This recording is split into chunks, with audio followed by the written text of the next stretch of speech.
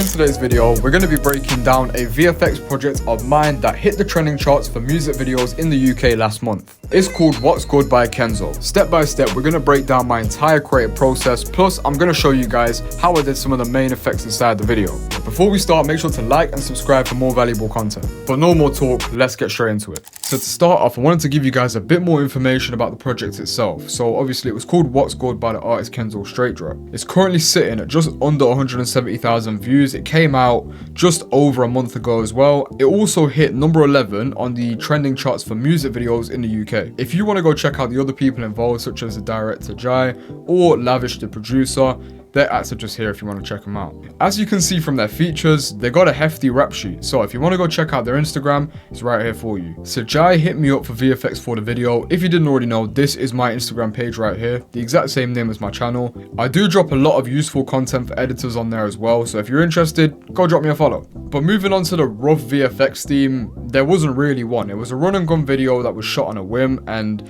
the only really rough idea I had was that they wanted some sort of text animations. Nothing in specific, just text animations. So I had to kind of develop a little bit of a plan on how I was going to approach it. Now this wasn't in the actual plan itself, but just clean up and light VFX. Whenever I'm hired for VFX, I always tend to do this. Just makes everything just that little bit smoother on parts that I see on my head could be a bit more jagged to the viewer. So stuff like flashes, shakes, or even just normal quick transitions to make things a bit smoother always helps out. One piece of advice I'd want to give is it's always important to storyboard before an edit. In my opinion, I think VFX and editing in general is moving towards a very hyper-specific space, where in fact people will look for certain effects or a certain theme throughout the video. So that's what I'm implementing from now onwards. Maybe you guys could give it a go and tell me if it works for you. Another really important thing about having a plan is that it helped me to deliver the first draft in under 24 hours. Always in business, speed is key. And then that means you can actually eliminate a lot more of the revisions in the first place. So that's how you can deliver them quite quick, by having a plan in the first place. Basically, there were three main aspects involved in my plan. Let's start with the first one, being a 3D track text and a distorted CRT look. Clearly, the color theme for the video was green, so I was going to go with like a pastel green text. I didn't want it like completely bright green itself. I wanted it to look a little bit dulled out, kind of like the surroundings itself. So I opened it up with a flash transition, and then here is my CRT effect. You can see without the CRT look how weird it looks without a CRT. I don't like that at all, guys. That's why I decided to do it with one of these. Now you see, I used a lot of different effects for it, but the main ones you need to know is CC lens, grid, and signal. You can use fastbox blur, and all of these once you get a bit more familiar with it, but the main ones are CC lens, grid, and signal. Now I also added in like a VHS glitch overlay, and I put the opacity down to 18, so it was a lot more subtle. I didn't want it too heavy in there. Then for the text, I had my deep glow and my drop shadow. Along with that, I just added in my in and out decode animations. But yeah, to sum it all up, CRT, 3D track text, rotate text, deep glow, drop shadow, CRT, flash intro animation, boom, done. Mixing 3D track text with an overlay clearly works well because I kept it as a consistent theme throughout the whole video to kind of bring that familiarity back for a viewer. Not so it's all over the place, like we were saying before, sticking to that theme. And in my case, I was super happy with how it turned out. So yeah, that was the first part.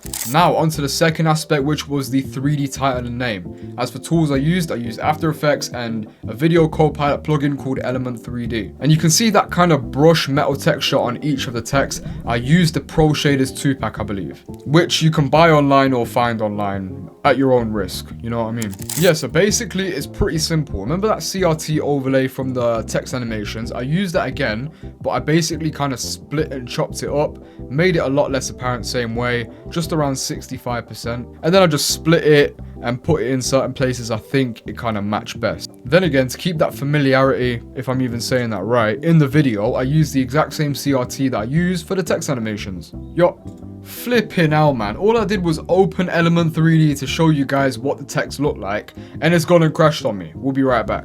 No, don't even try recover it. Flipping out. Aha, see, I can do it now. So the first thing I did was set my environment to the custom layer 1, which I set as the actual video itself, and then I used a clean metal brush texture over the top of the text itself, and just used a simple extrusion, nothing too over the top. I wanted to keep it nice and simple for this video, and it worked out quite well, so I'm quite happy with that.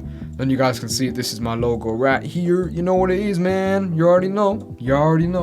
Yeah, so that was pretty cool. I enjoyed doing the 3D title and the name card. Pretty happy with it. So on to the third and final aspect, which was a general cleanup and light VFX. You can see a few screenshots here, but I'll play some clips for you guys to see what I mean. Adding in those flashes, shakes, and just normal transitions can really help elevate a music video, even if they're really subtle. You see, with general cleanup and light VFX, you're not looking for very flashy stuff. You're looking for things that are going to elevate the music video itself and just overall improve the watching experience. Whether it be smoothing out a transition into a clip that feels too jagged, over time you'll learn a fine balance, but that's just how it is. It comes with experience. Now, when we're talking about tools I use for this, remember how I said I did the video in under 24 hours? Well, it was thanks to this. So obviously it was all within After Effects, and I used my very own pack, the Trap Essentials. You see this part here where he's like, how can I famous? I'm in the trappy and breaking fractions. You see on those 3 points, let me show you how I did that. One of the effects from the Trap Essentials is the simple flash. I use that to kind of introduce it back into the normal footage and into the in and out number 3. If you click on LA and press L twice, you'll see the actual beat points will pop up. So when it goes, I'm in the trappy and breaking fractions, on those 3 points, I wanted to place one of my effects from the Trap Essentials, which is actually built for that 3-point hit. And this is what it looks like. It's called the in and out number 3, and I always use it on my videos. I love the effect so much, but I place it on 1, 2, and 3. Here, 1, 2, and 3, and it works out great every single time. And as for this, I used the same CRT as before. I did use tracery in this one, but I think we ended up removing it. I don't remember. But yeah, we ended up using the Trap Essentials so much in this video. It came really in handy to get that tight turnaround done. I'm not going to bother going through every single comp and showing you everything because I've pretty much given you the base now. All that you need to know is that the Trap Essentials was a key part to getting this done. So if you do want to check it out, head over to onthecam.com or the top link in the description and you can have some fun with it. Now, this pack has 30 different effects that have been used in multiple different trending videos, not just this one. They're really quick and easy to use with a simple drag and drop, and then they're also tailored to high energy visuals. So whether it be car edits, rap videos, whatever it may be, if it's high energy, the Trap Essentials will help you. But the most important thing, and that's the reason I've underlined it, is that it allows me to deliver videos in under 24 hours, which is very important within the music space. You want to be able to deliver things quick and efficiently, and also maintaining a good quality to your work. And that really helps me. You can go check it out on onthecam.com, but the thing is, it does require the Sapphire plugin.